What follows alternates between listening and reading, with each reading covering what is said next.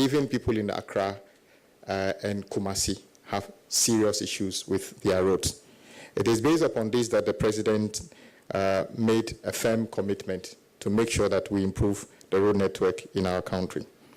The second thing we did was to do a stakeholder engagement with all the players in the road sector. And after the engagement with our stakeholders, we got a clearer view of what the situation is currently in our country. Few things come up quite clearly. We have huge delays in contract payment, i.e. projects that have been awarded and contractors are not on site simply because they raise certificates and we are unable to pay them. There are also an issue of the portfolio of stalled projects, which is quite disturbing. And then the inefficiencies in the procurement processes, which is what our agencies have done, i.e. There was almost uncontrolled level of award of contract. As a minister, every day people come to me, I've got this package, and they are throwing it in front of me to just approved. Reset means that that cannot be done. We will only go ahead with projects that have been programmed and budgeted for. And I'm pleading with everybody interested in playing a role in the road sector that the days of uncontrolled, unregulated award of contract is far gone. We will only start projects that we are sure we can fund. So that is a message to everybody. We also identified significant problem with technical personnel to supervise some of the project, because when we went around, one of the concerns of stakeholders was the quality of works we are delivering.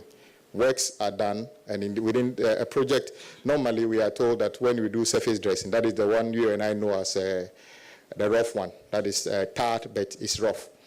It's supposed to last maybe 6-10 years.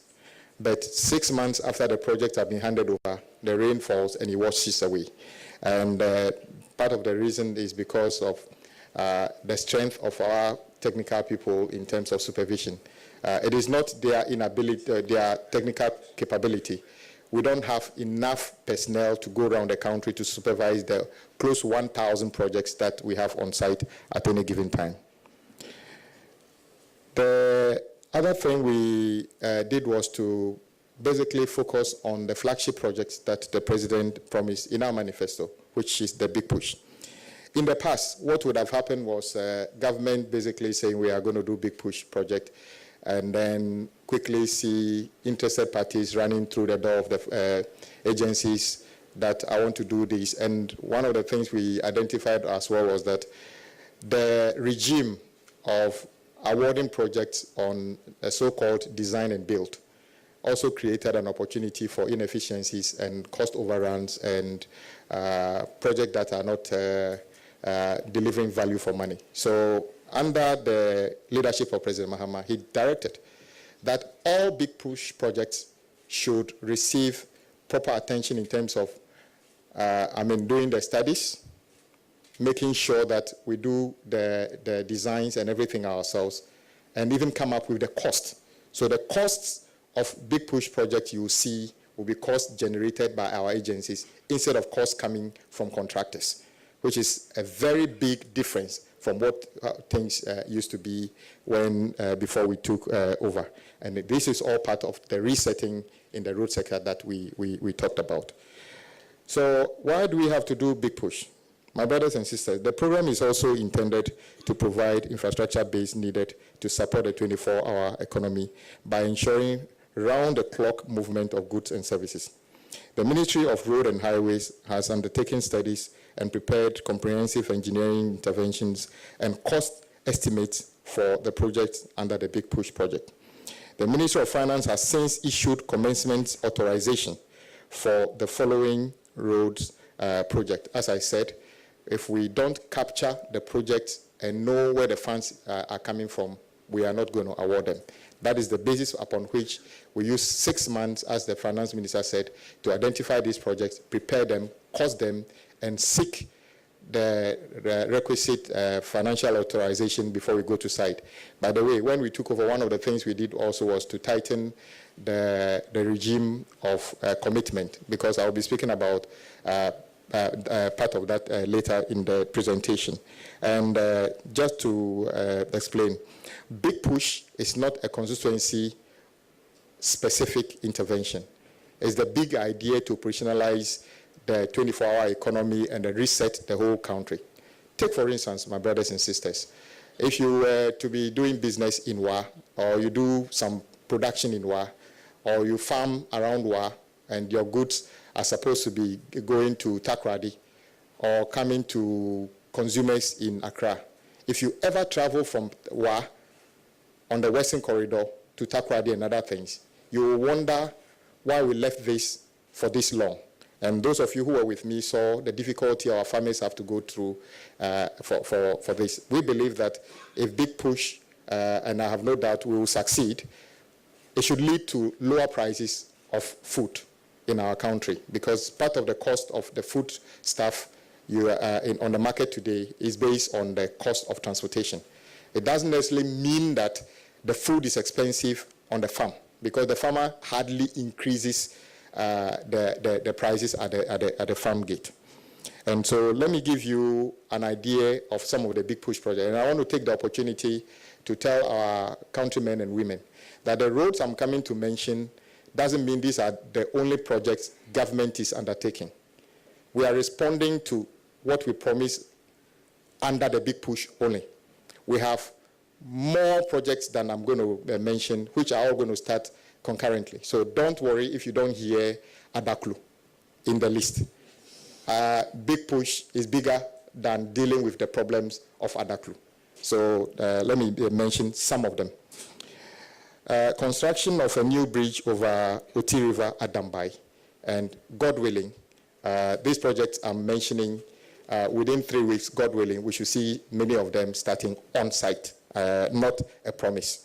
That is the Dambai Bridge, the rehabilitation of Wahan Road. But before I continue, what we intend to do is to reconstruct the road between Wa and Bolga completely. I understand that when I went around on that stretch, and it's a very sad story, few sections are under contract. Majority of the contractors are not on site for the same reasons. Because I heard my colleagues saying we are repackaging, and I'll deal with all those issues later. So when I mention them, you can say that they are just segments on the same road, but the intention of President Mahama is to, for the first time in the history of our country, complete the road between Wa and Bolga all tarred within 2 years, and that is what we are intending to do. We are going to do that. So upgrading of Tumu to Hamile Road, upgrading of Tumu to Han Laura, reconstruction of Navrongo Tumu Road, and then the rehabilitation of Tichima Nkonsia Wenchi, rehabilitation of Wenchi Solar Road, construction of Sunyani Outer Ring Road, construction of Tamale Outer Ring Road. When the finance minister was making the presentation, somehow the Tamale Outer Ring Road was not highlighted, and people picked it up. In fact, I've got commencement authorization to cover that, and in a few days we should be getting that contract formed and the contractor going on site. The Kumasi Outer Ring Road, the East Quadrant, the Kumasi Outer Ring Road will be more than 100 kilometers. The biggest problem currently is people moving from Accra trying to go around Kumasi or going to the northern part of the country. You are forced to drive into Kumasi when you don't need anything in Kumasi. So what we want to do is to, just after Ejisu, do a bypass completely, and then go and over the road around Mampong, which will mean that we can cut the congestion within Kumasi itself. The rehabilitation of Bintri to Napanduri, rehabilitation of Dudupepesu to Nkwanta, rehabilitation of Atimpoku to Esikuma. Okay, this is all a section to say that right from after the bridge, if you are coming to Accra, after the bridge, from there all the way to Aflao is part of that. So these are all just segments we are talking about as well. So right from the bridge, after Adomi Bridge, all the way through Ho to Aflao is part of the Big Push project, all to be done and completed within that segment. So if you realize that I'll mention it is just segments on the same road. And then Atimpoku to Esikuma Junction to Anyirawase, Anyawase to Ho Titrinu, and then Akosombo, Jikiti, Kudi Kope Road, Asikuma to Enumbuso, Palime Road, Adomi Bridge to Akwamufie Road, the whole to Aflao, dualization of Winneba Mankesim Road, dualization of Cape Coast, Takradi Road, rehabilitation of Mankesim, Ejumako, Breman, Asikuma, Agona Swedro, rehabilitation of Tema Aflao Road, again, that different section. Dodoa, Afienya Road, those of you who use that road Friday, Saturday will notice a very humiliating and frustrating situation. We believe if we do between Afienya, Dowenya, Afienya to Dodoa, it will be an opportunity to detour. For instance, if you were at Adenta and you are coming from Aflao, what is the point of driving all the way to the motorway and then coming to Accra Mall to turn around? You don't need that. So you can detour at Dowenya, Afienya, Dodoa, and then, as you know, the Dodoa road also is not in good shape now. The previous government started, and then it has stalled. I would explain to you what we are doing about that one as well. And then the Temaflau Road, which is on the same stretch, the Oyibi, Apollonia, Afienya Road, Enchi, Elubo, Dadieso, Akontombra, Ejofua, Osei Kojokrom, Enchi, Kojom, Pechi, Bediaku Junction to come 5 to Sekri, Adabo Chrome. As part of the Big Push program, we have also selected the following abandoned projects for which no dedicated funding was allocated by the previous administration. Rehabilitation and upgrading of Kaswa to Winneba Road. The rehabilitation of Ofanko and Sawam Road. Dualization of Takradi, Agona Junction. Construction of Swame Interchange and local roads. Construction of National Route 18, Wa to Han Road.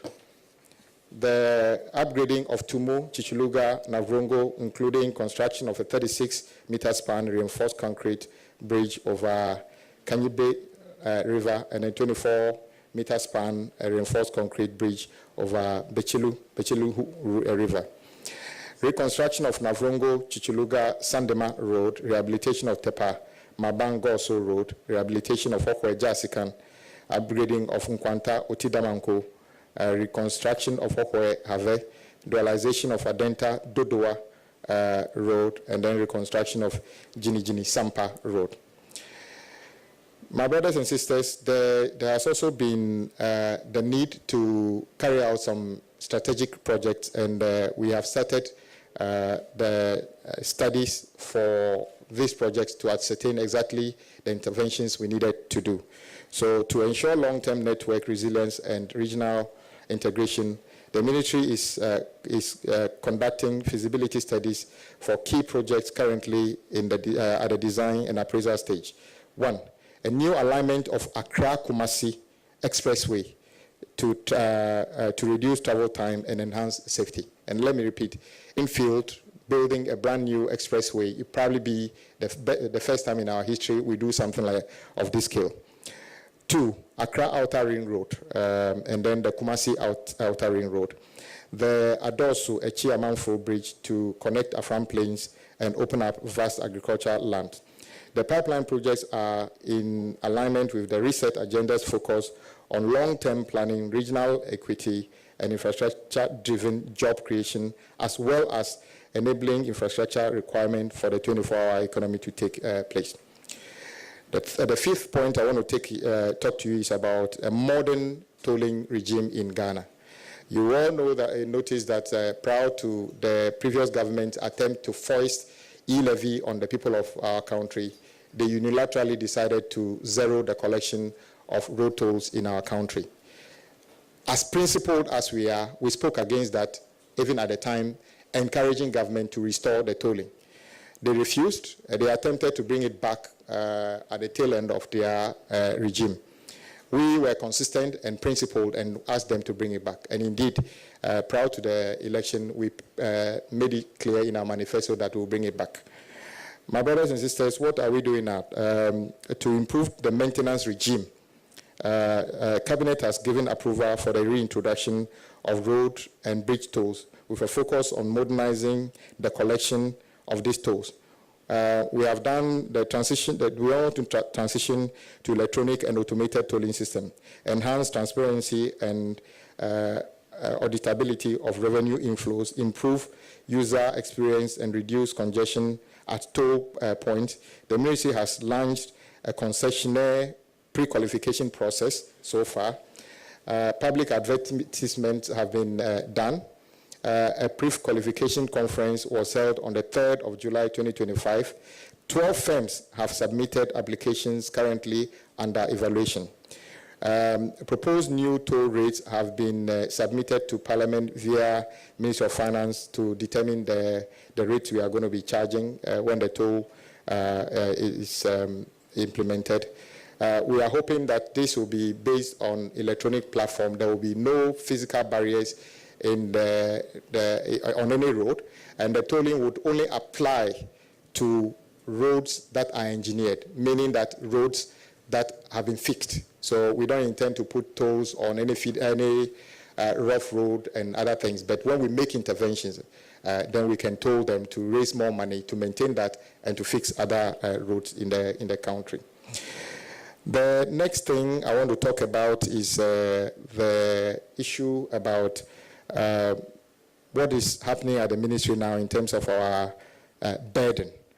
You will notice that at the time of transition, the previous government suggested that the total commitment of government at the road ministry was 105 billion Ghana cedi.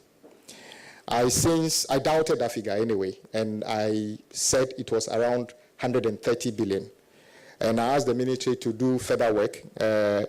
They came back and told me the total commitment was around 123 billion, 565 million, 454 million, and then 431. At the time this figure was there, the total budgetary allocation to the ministry was just around 3 billion. When were we going to be able to have the resources to do all this road? So currently, the burden we have is over 120 billion. You heard the finance minister talk about commitment, total government commitment of about 164 billion. The road ministry alone's commitment is over 120 billion. I'm not saying roads are not necessary, but I thought government should have matched the awards with the allocation of resources. Reset means that when we say big push, you already see the finance minister allocating 13 billion this year alone for big push, even before we award the first contract for big push. This is the reset we are talking about.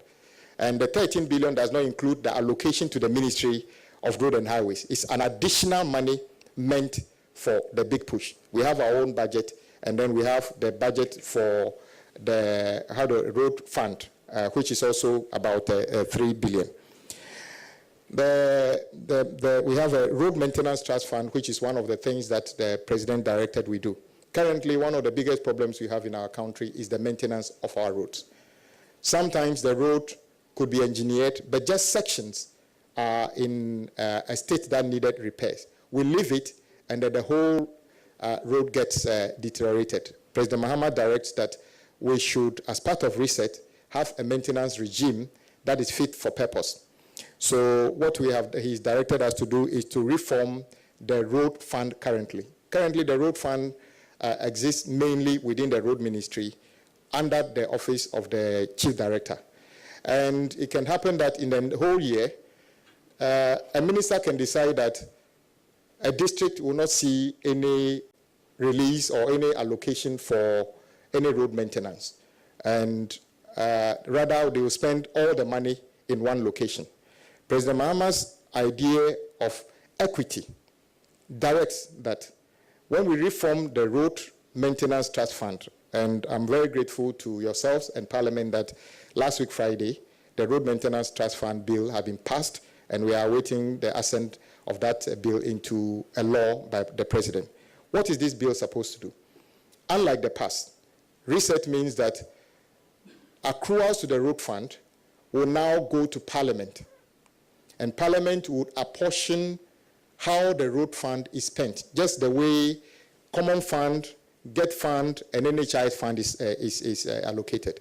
So once this becomes law, every district in our country would have at least a minimum allocation for road maintenance in that district every single year.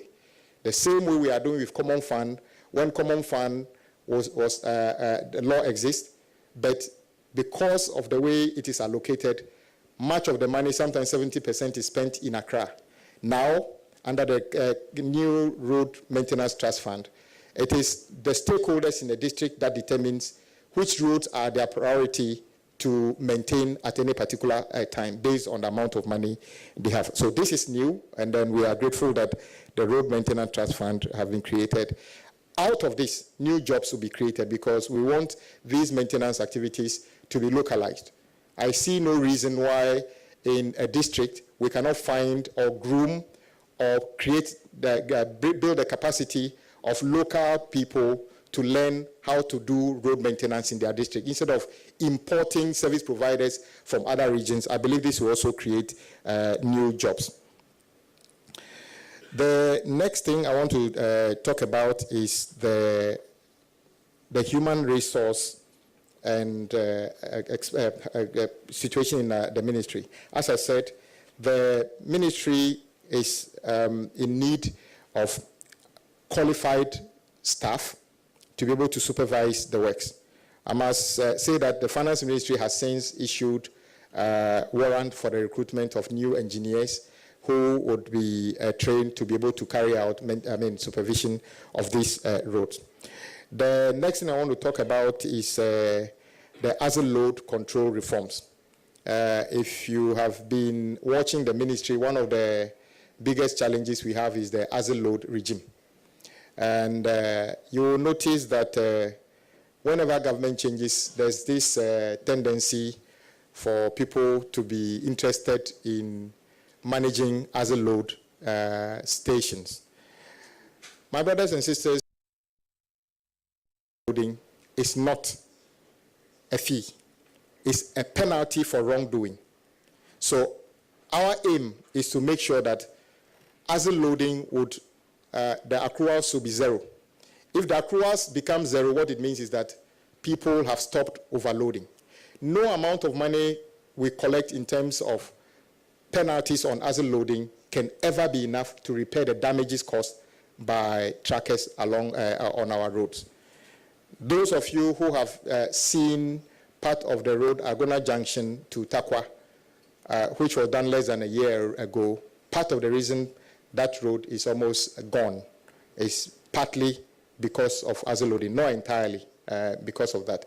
But many other roads across our country are in a very deplorable state. We intend to do something about this, and then we have recommended a stiffer penalty regime for those who would not abide by the rule and overload. So you will see that the fees and charges that will come up, we are intending to hike the penalty for overloading on our road from 5,000 Ghana cedi to 50,000. You shouldn't be worried. It's just like saying that if you steal, you'll be jailed for life. You will say that is high-handedness. But what about considering not stealing? Then you have no reason to spend even a day in prison. So we are increasing the penalties for overloading from 5,000 to 50,000. We hope that will be additional deterrent for people to make sure they work within the rules. As part of this, we also noticed that the overloading, part of the overloading regime is complex. Some people go to Temaport, load within the allowable tonnage. When they get out of the port, they park somewhere and then top up the goods. We are coming up with a regulation. Currently, the penalty is solely on the driver. We intend that the penalty be extended to the owner of the goods. So a portion of the good will be seized, auctioned, and the money put in the Road Maintenance Trust Fund. I am sure if you lose half of the goods as a result of overloading, the next time we all work within the limit. So these are all measures aimed at deterrent. No one, in fact, we wish that nobody overloads, nobody gets to pay anything, nobody loses his or her goods.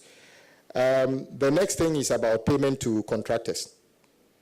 It is true that as we speak, government owes contractors at Road Fund about 7 billion Ghana cedi. And then the GOG component is over 20 billion Ghana cedi. Truth be told, retiring these arrears is not going to be easy. But the finance minister has already made a commitment to pay 4 billion of the arrears this year alone. And I am aware that some contractors, the payment have started. But it's going to take some time for us to retire all this. The question is, how did we build this level of arrears over the years without making the necessary plans to pay them off? The reset means that President Mahama is determined to retire this. But before then, the finance minister ordered an audit of some of the certificates. And what we are seeing on some of those occasions are not things we are happy about. There are instances where a certificate at Road Fund was transferred to GOG for payment, and somehow both certificates were paid. i.e., Road Fund paid it and GOG paid it. We need a regime that is able to detect all these things and make sure that we don't pay for things that we did not consume. I know you have a lot you want to ask, so I would limit what I want to say and rather listen to you. Maybe you have more issues, but what I want to recap is this, that since we came, we went around the country to see for ourselves the condition of roads, and I must say that the conditions where you are is not different from where I am. It's in a very deplorable state. The president wants to make an impact, and the big push is just one of the interventions. The new maintenance regime is the second thing. Prudence in the way of we award projects to match the awards with resources is a third thing. We are also working with other stakeholders to make sure that the quality of roads we deliver will be better than we've ever seen. We intend to upscale all this to support the 24-hour economy drive. And one of the things we are going to do with the big push is that all big push projects are going to be done 24/7 around the clock. So believing that it can be done within 24 months, because, and then I must congratulate all those contractors who have already started working 24 hours on their site to make sure that we're able to complete this project in time. And let me repeat, big push is not a constituency-specific intervention. It is to interconnect our regions and open up very critical corridors. Upper corridor from Wa to Bolga, Eastern corridor right from Tema all the way through Oti, Basa, and beyond. Western corridor all the way from Takrady all the way to Wa, and then deal with the issues of congestion in our cities. That is the outer ring roads of Kumasi, Sunyani, Tamale, all of them which have already been scheduled and commencement warrants issued for those projects to be awarded. So we are ready to go, and within 3 weeks maximum, you should see that the president will be cutting short for some of these things. There's also an issue about the rest of the roads, which the finance minister talked about in terms of about 160 districts that we have studied that have got the lowest or the worst roads in our country. So what we want to do is to commit ourselves to the next few years to make an intervention of about 5,000 kilometers of this road. And these are the ones that we are saying there are over 160 roads we want to carry out this. We are in the process of putting this together, doing the studies and what level of intervention. On some road, maybe it's an existing road, but what we need to do is to resurface, or there's a bridge on it which is broken, we need to fix. So the interventions will depend on the specific situation in that. So all this will be going on concurrently. We have also started the annual maintenance regime across the country. The various agencies, Urban Road, Feeder Road, have started, you saw in the newspapers, competitive bidding of all these things. Some regions have opened tender last week and are selecting service providers to start roadside clearing, desilting, regraveling, pothole patching across the country. So all these things are going on as we speak, and we are very hopeful that we've got on our side. President Mahama will bring the level of transformation or reset on our roads that would be something that can spur further economic growth and actually create more jobs, especially those in the built environment. Thank you very much.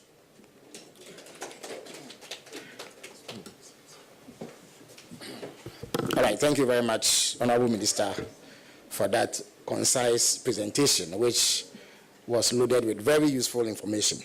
I will now invite members of the media present to the microphone to my left so that they may ask any questions that are agitating their minds over this presentation or any other matters relevant to the road sector.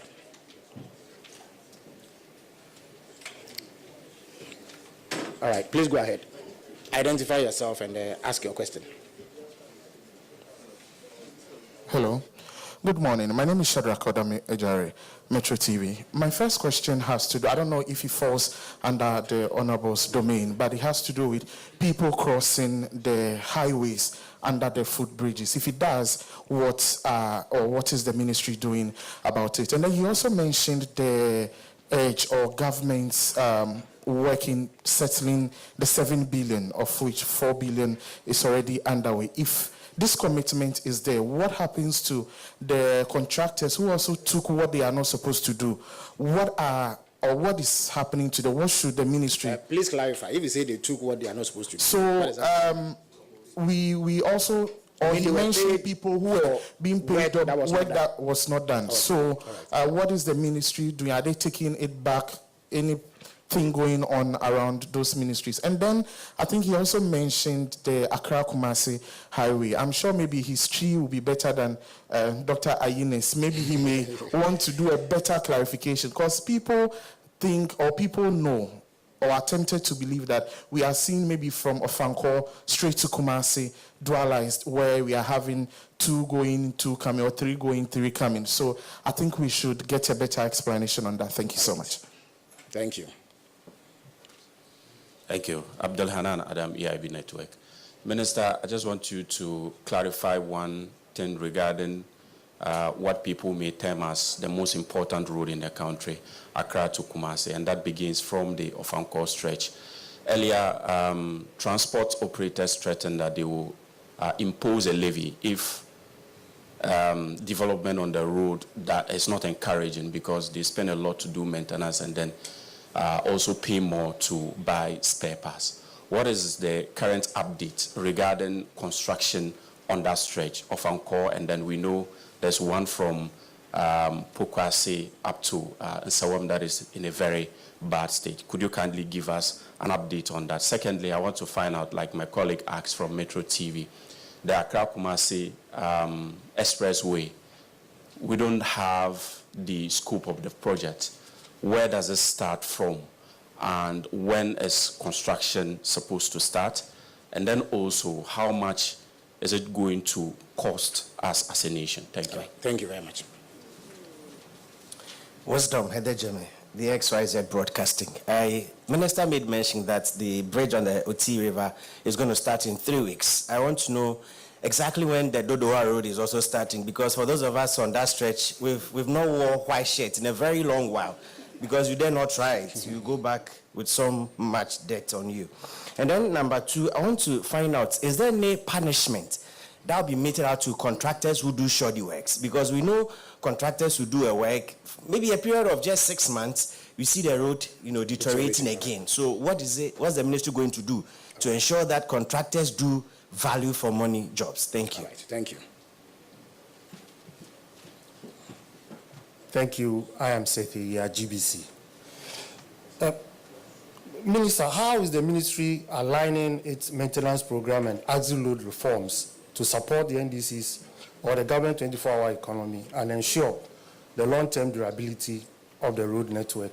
And two, how much has the ministry set aside or anticipate to pay as compensation to farmers, landlords and landladies whose farms and houses are going to be affected by the construction of these roads? Thank you. Thank you very much. Thank you. My name is Maltiti, GTV Breakfast. Minister, I'd like to know what the government has lost or the country has lost to unscrupulous people who just plunge the resources on our roads. Iron rods, there's still street lights.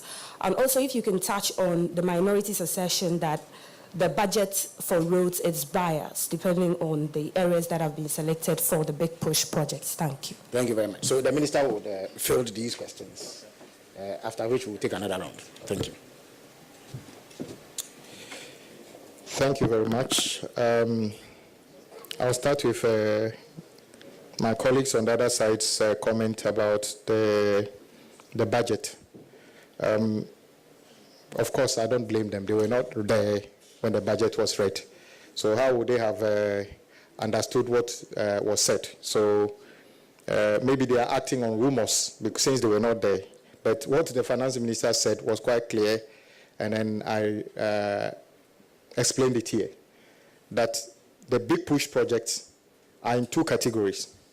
President Mahama's vision for roads that he has mentioned in the past, which we've been working on, and the additional project that we have taken on as a result of the nature of those roads, which do not have enough sustainable source of funding. So, for instance, when you take the Western Corridor from Winchi, it doesn't start from Winchi, but the project we are doing is from Winchi to Wa. So how do you try to share the road from Winchi to Wa amongst everybody? Because truth be told, the road between or within some regions are better than others. In fact, when I went around, I didn't even see any contractor working in any part of OT region. It was as if it didn't exist. Almost every contractor working in OT was off-site. So there wasn't any project going on. And there are some places that contractors were actively working. Reset means equity as well. So if you have more and others have nothing, we bring them also to a level of sustainability before we share the other ones. So it is not about sharing equally amongst others. It's about addressing the issues. So, but I can guarantee you, big push project touches every region, all the 16 regions. So it is not even true that there's a region that has been left out of big push. Every region has got a big push project. So I can sympathize with my colleagues who were not there when the budget was read that maybe they're acting on rumors. The next thing I want to touch is overpayment. I know some of the agencies of state are looking into some of the alleged wrongdoings currently. So maybe it would be premature for me to make any further comments on that. But I know that state agencies are looking into some of those alleged wrongdoings, whether by contractors, consultants, or my agency operators, and then in due course, which is okay. Yebabesi, Equino, brand new. Every Nkra, Echo, Kumasi, and yet expansion and another dualization of existing alignment. Yebabesi, a brand new Fufro, every Accra, Echo Kumasi. And so we say, Adena, a friend was saying, dualization, and won't complete it, and no. And then, President Mahama's vision say, we agree, say, Accra to Kumasi is the biggest traffic in our country. And they deserve more, or the country deserves more. And that is why we're about to see a brand new road. And we are not calling it even a dualization. We are calling it expressway. one that has never been done before. And I'm saying that we are hiring a consultant to do the studies, design, and costing, not design and build. An independent person will carry out the design and everything before we determine how much it will cost. So unfortunately, I'm not able to tell you how much it costs currently because we are still, we are not there yet. Ofanko, it's true that one of the biggest frustrations of people who try to leave or come into Accra using that corridor is Ofanko. It is true that that project actually was part of, if history bears me right, was part of the project conceived initially by President Mahama as part of the Pokwasi interchange. And I know that as of the time Pokwasi interchange was being funded by AFDB, the contract for what we are talking about now was also awarded to a Ghanaian contractor. The scope is different, but it was not done. The Pokwasi project was carried out. But we needed to do what we are doing now. But when the project was awarded, it's multi-million-dollar, but there's no dedicated source of funding. So government in the past paid part. The contractor was not on site. And when it started raining this year, you saw the frustration. And rightly so, we know drivers, community members, everybody was unhappy. I met some of them in my office and to hear their frustration.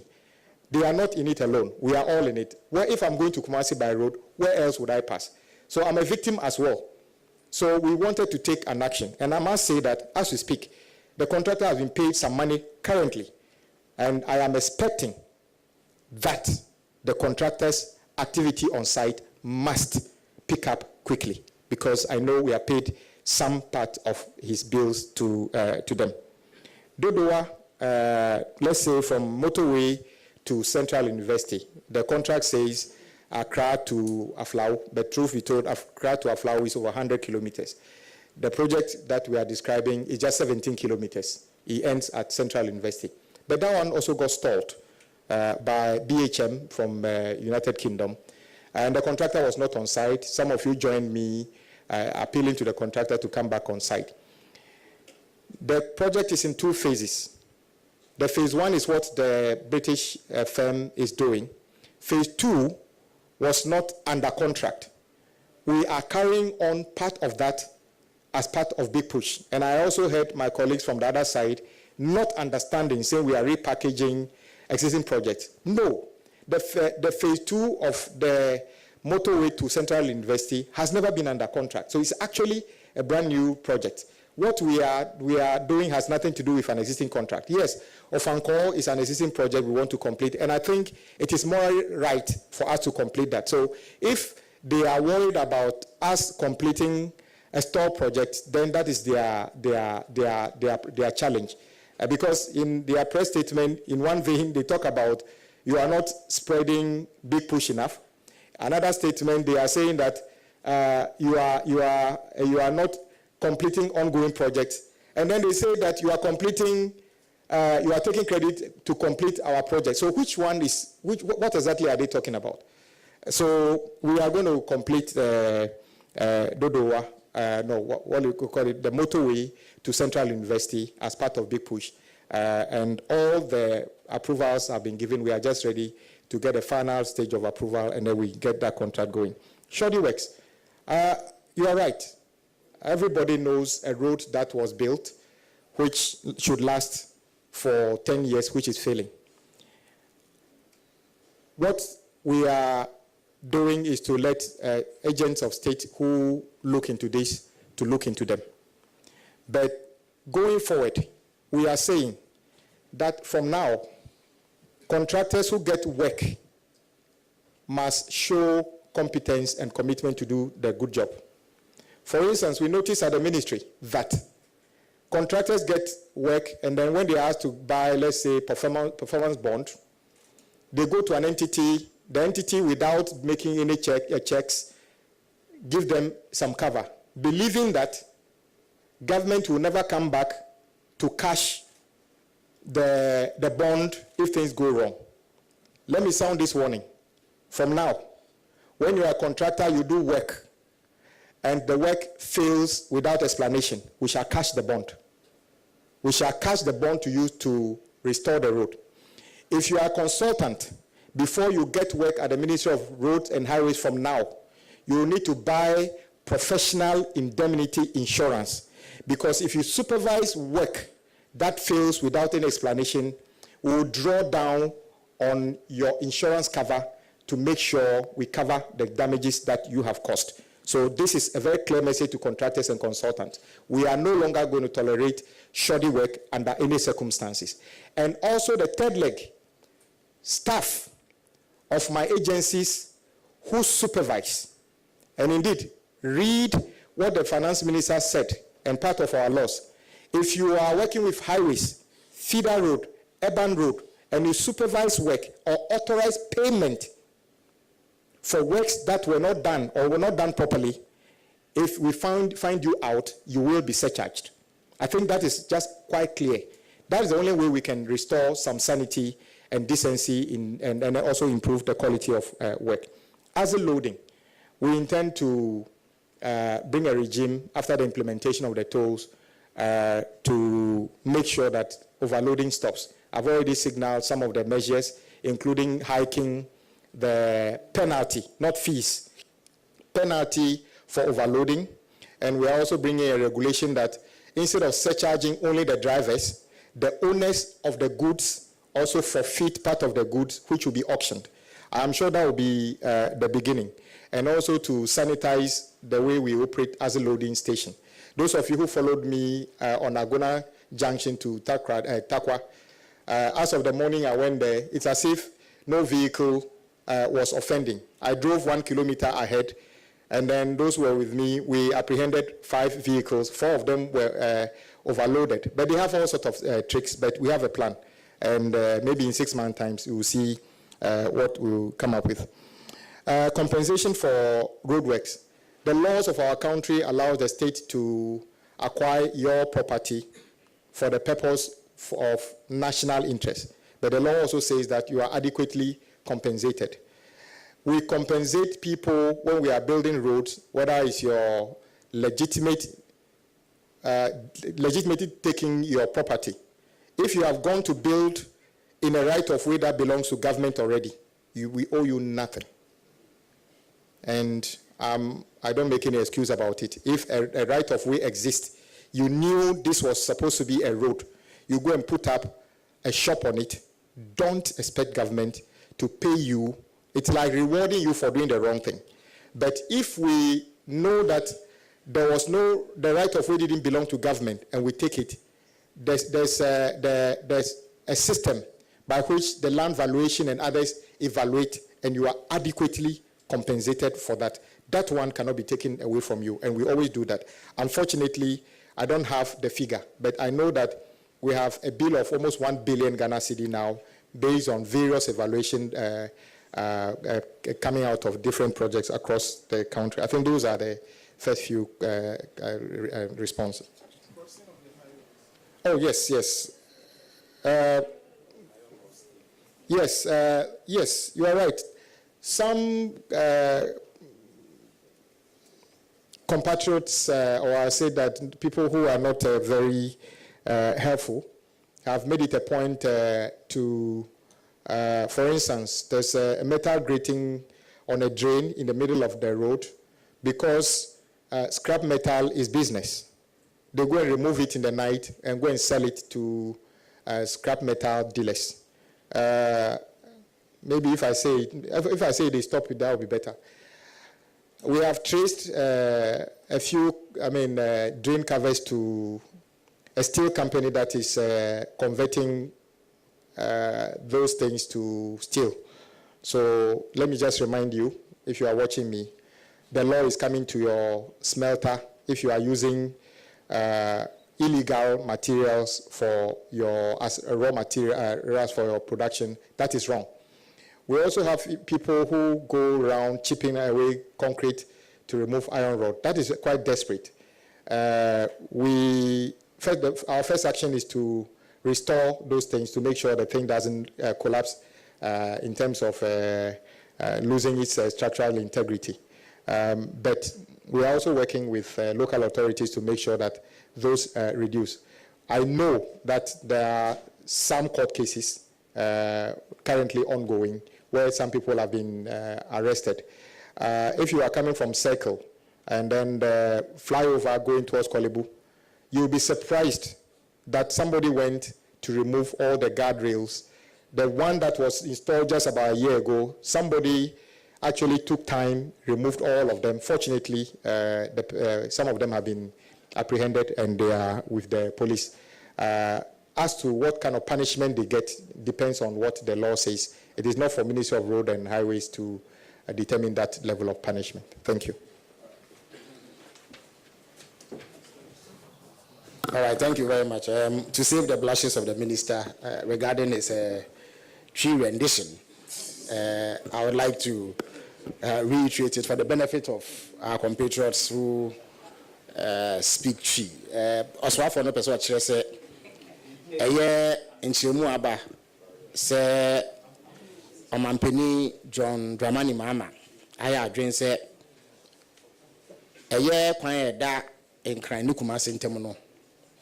Or be ye for frokra no pese oka esisu dua se ye metutu dada wo sisi ano se ye be ye no foforo na mom obeyi kwan no afa bebe foforo efin kran kopim kumase na enye dualization chese ye ntre de wo ni mu ye si foforo kra dada no be koso awo na ye wia ye be hwe kwan ye be fa so a ye di menu nyina bedi djuma nti sisi ade impenifo ye mu hwehwemu se ombe hu dwumedie no pomasibre nti ebre so a ye de hu kaibɔ ebetudwa ama Ghana fo nyina atibi saa na oswafo no pese okire de twi no na emunt ne papa nti momfa nche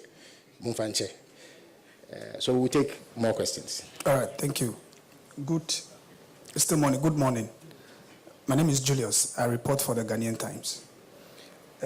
Honorable Minister, respectfully, what metrics or mechanisms will be used to prioritize road projects under the big push and then the ongoing realization? And how are communities being engaged? Many a times the work happens and then people come and make all claims. What's the level of... if you can clarify that, what sort of engagement are you referring to? So stakeholder engagements, for example, road construction. The road construction. Okay. All right. And then secondly, you talked about costing of projects under the big push. You mentioned that the costing will be done by the agencies of the ministry. What happens to competitive tendering? So if the ministries, the agencies are to cost the project, the contractors, what would they do? Would they just come and then whoever you wish, you give the contract to? And then on the Ofanko Road, I think you didn't answer the question that a colleague asked. It's about the portion from Amasaman onward. It's very terrible. On the 9th of July, you held a press conference at your office, and then the contractor promised that in 6 weeks, the road will be tapped to make it more trouble for commuters, but nothing seems to have done on it. What's the state of it? Thank you. All right, thank you very much.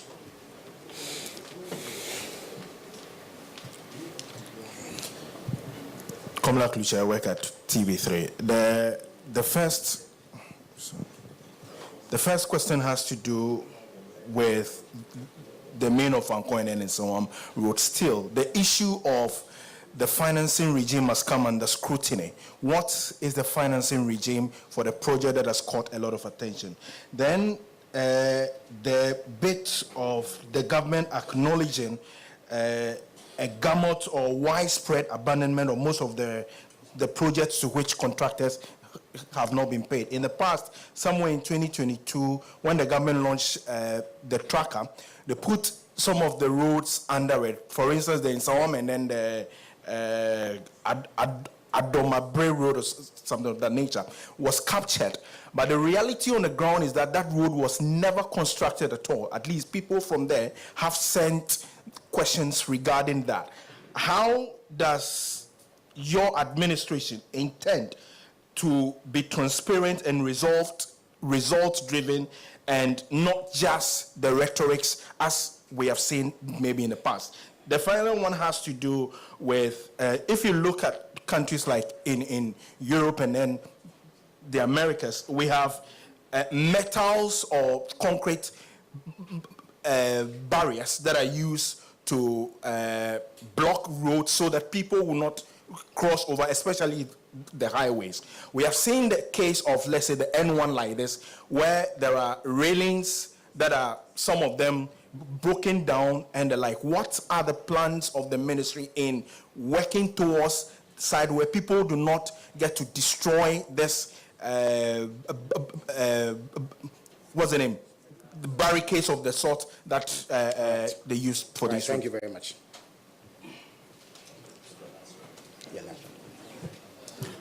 Good morning. My name is Mark Solagbo. I work with Joy FM and Enjoy News. So our roads have become slaughterhouses where people are killed daily. In 2018, more than 2,000 people died on our roads. In 2019, more than 2,000 people died on our roads. In 2020, more than 2,000 people. In 2021, more than 2,000 people. In recent times, in 2024, 1,800 people died on our roads. In the first half of 2024, first 6 months, 1,500 people have died on our roads. Clearly, we have a road crash epidemic. Many have suggested that, experts have suggested that a lot of these accidents happen as a result of head-on collisions. That's why I'm happy about the new expressway President Ama wants to construct. Your preamble is getting lengthy. My question is, are we going to consider investments in the railway sector and then water transport as a way of increasing, safety when it comes to mobility in the country? And then my second question, I know the minister... The question you just asked is best posed to the transport minister because he deals with rail and marine transport. So if you have a question relating to the road sector, you can ask it now. Yeah.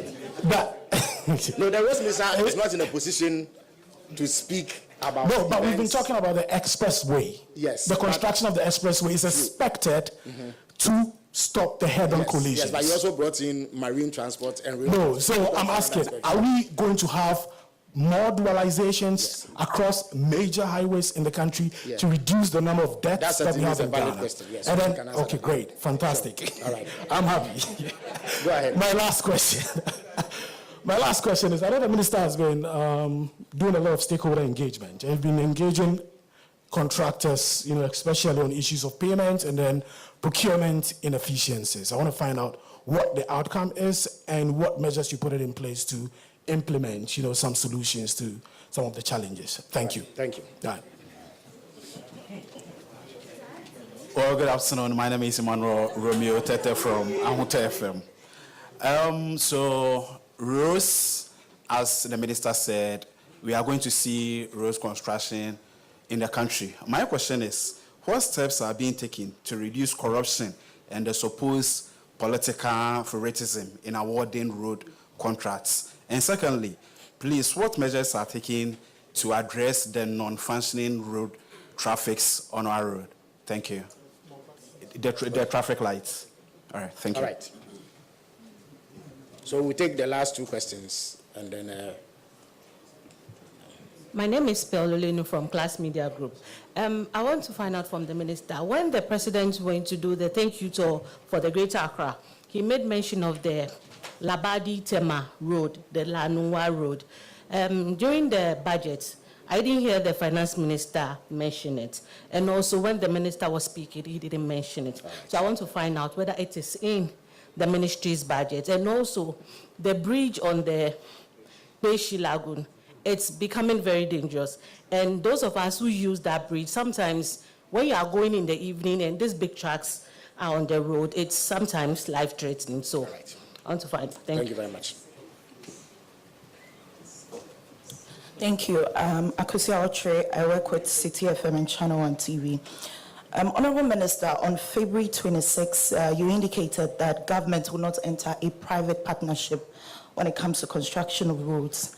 You cited the economy as not being in a prudent moment for these private partnerships. But subsequently, in a story published by citynewsroom.com, authored by Juliana Odame, your deputy called for private partnership to address the infrastructure gap that we have.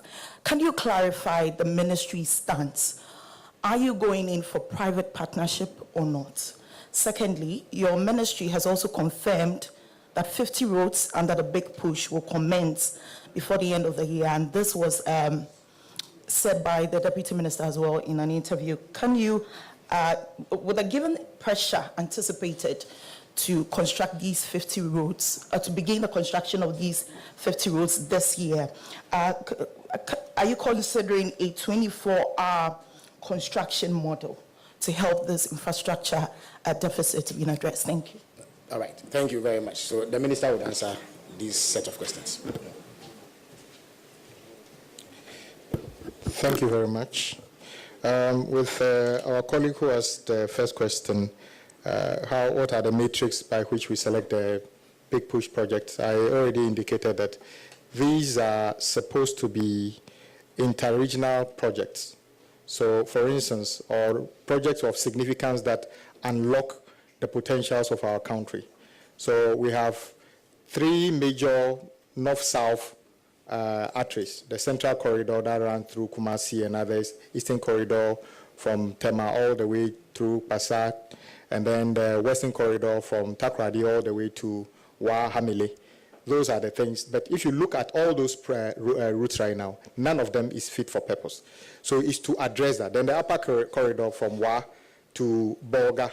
So the matrix has already been set, which is to interconnect our regions and create a good synergy that links the regions to the national capital in a very systematic way. So that's the first basis. And we believe that when we do this, it will actually spare what government is trying to do with the 24-hour economy and other things. You talked about how competitive it will be since the ministry itself is doing. In fact, even if before you do competitive tendering, the agencies under the ministry always come up with what we believe the thing should cost. We call it the engineers, sometimes engineers a figure. So it's not as if when we want to build a road between Accra and Kumasi, you can come and tell us it costs $10 billion. We know you are not being truthful, because as we stand here, we have an idea how much it will cost. So we expect your bidding figures to be around that. So that doesn't make it any different. But what used to happen in the past is that we basically rely on developers to tell us how much they want to charge. And on many occasions, we believe that some of that cost would have been reduced if we did a bit more diligent work by ourselves by doing the studies and coming up with the cost. So sometimes, if you realize that the thing would definitely cost 50 cedis, even if you bid, it should be around that figure. So it doesn't really matter which procurement process you use. You just know that I've done the sums, it should cost around that price. Yes, I was at that meeting where the contractor or the contractor's rep promised that within 6 weeks we'll see some improvement. Indeed, immediately we saw the contractor on site. They've not been paid. And I must say the contractor was owed over 70 million Ghana dollars, which the previous government didn't pay. I was surprised they were on top of the roof asking us to pay the contractors. How much did they leave? In fact, even the $300 and something million that IMF gave us, if you listen to the finance minister, they spent it in 6 days before they left. They made sure they spent everything before they left. But President Mahama is not complaining. We are saying that we owe the contractors. We shall work hard and pay them. And today, I can confirm that some payment have been made to the contractor working on a Fancor project, and we expect that the activities on that side should pick up so that at least we can create a safe passage for the motorists whilst we work towards completing the rest of the project. Well, I mean, I know we are paid in excess of 300 million Ghana cedi.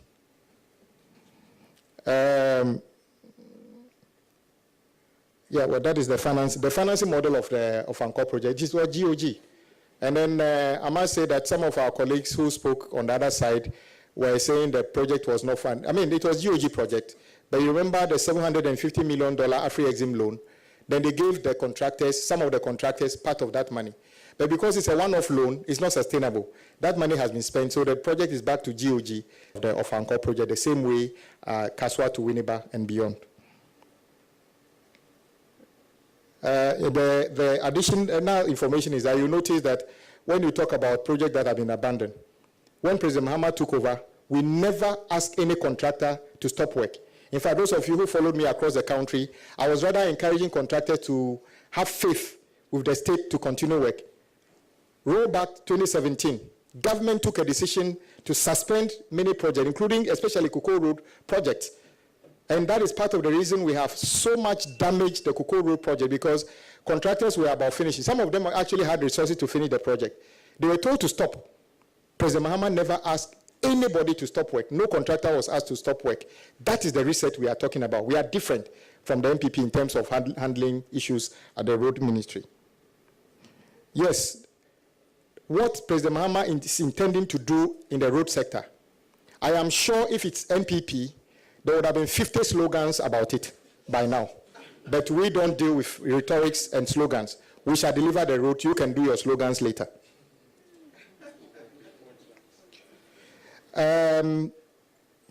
Yes, some of the roads, we need to improve the pedestrian, infrastructure around some of the roads. Sometimes where we put the footbridges and other things are not exactly where the pedestrians want it. So the new things we are trying to do, in fact, we have even identified roads that do not have that. We want to work on it. And then you talked about the street traffic lighting. All those are part of maintenance things we are going to do. And we actually started rehabilitating some of the damaged street lights. My brother from Joy FM, you are right. The irony is that the data we have suggests that road crashes happen through various means. We have road crashes on roads that are in a very bad state. Then we have road crashes on roads that have just been completed that drivers can't hesitate or can't save themselves from the road is so good overspeeding. So it is not a simple story of the road is bad, you will have accident, or the road is good, we have accident. It is, in many cases, if you listen to the expert, driver error in many of the cases. Because, of course, if the road is two directions, single lane, two direction, and you want to overtake, or those of us who drive, it is always said that you overtake when it is safe. But unfortunately, we do have those situations. Dualizing the roads will not take away road crashes. You see road crashes on Accra-Tema motorway. There's nobody driving towards each other, but we still see road crashes. So driver competence and driver attitude is also a part of it. At the road ministry, we can only improve the roads, and I think drivers or motorists also need to take responsibility and do some of this. We have done a lot of engagement on the rest of the roads we are coming to do. Let me repeat. Big Push is not the only road project we are coming to start. In my records, we are starting over 100 projects at the same time. So when you count the Big Push projects, they are not up to that number. So let everybody just be calm. Because my sister talked about, we call it the Beach Road. That is supposed to be running from Independence Square all the way through to Junction Mall. It is a project funded by a Chinese, I think CDB, China Development Bank. You will notice that myself and the finance minister were in China a few weeks ago. We are having those discussions because it's not a GOG funded, and the Chinese are interested in doing it. And I must thank the Chinese government. Some of the Chinese abandoned road projects, we are close to restarting them. All the Sino Hydro abandoned projects, I am aware that Sino Hydro has already committed, and in a few weeks' time, they will be back to complete those projects which are still within their portfolio. So the Beach Road is one of those. It's not a GOG. We are working to close those discussions so that we can complete them. They will not be abandoned. The same applies to the Peshi Bridge. I will let my agencies take care. The specific issue about PPP. No one says we don't want to do PPP. In fact, when people come to my office every day, we want to do BOT, we want to do PPP, we are saying that the economic climate we have currently does not lend itself for government to enter into a any PPP agreement. As I speak, there's absolutely no PPP road project in the country. Like I said, Accra Tamamoto has nothing to do with PPP. It is purely a GOG project being funded by GOG.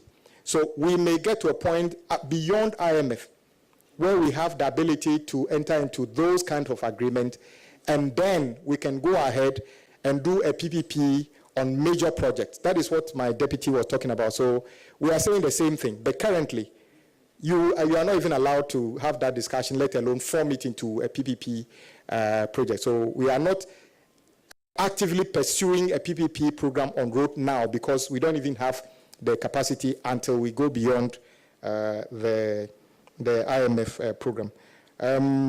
I think those are the main. And then somebody asked, how are we going to ensure competitiveness and other things? I must say that the haste in which we are currently, the demand for action now, we will do whatever it takes to make sure that there's value for money in the selection of all contractors. The principle is that it is a contractor with the best capacity, the best attitude, and the best determination to align with the vision of President Mahama under the 24-hour economy. I have been to sites, and in fact, before even the first big push project come on stream, we have been to sites where contractors have put up signboard that this site is a 24-hour economy site, and they were working 24 hours on those sites. So yes, 24-hour economy is not a project, it's a policy, and the road ministry is implementing that. In the contracts that every big push contractor will sign, there will be a clause to say that this project will be undertaken 24/7 to make sure that we do the things within a certain agreed schedule so that we can complete them on time for the benefit of the people of our country. So there will be any political interference in the awards of contract. It doesn't matter whether you voted for NDC, you voted for MPP. What we want is the best contractor that can deliver on the mandate given to President Mahama so that the roads can be done within a specified time. That is what we are looking forward to. Thank you. All right, thank you very much, Honorable Minister. So we call it a day at this point, and reiterate our profound appreciation to the Minister for sharing these thoughts with us on the way forward for President Mahama's agenda on routes. We'll come your way on Friday with the Minister for Communication, Digital Technology and Innovation, who would also make a presentation on goings on in his sector and under his ministry. So until then, see you all.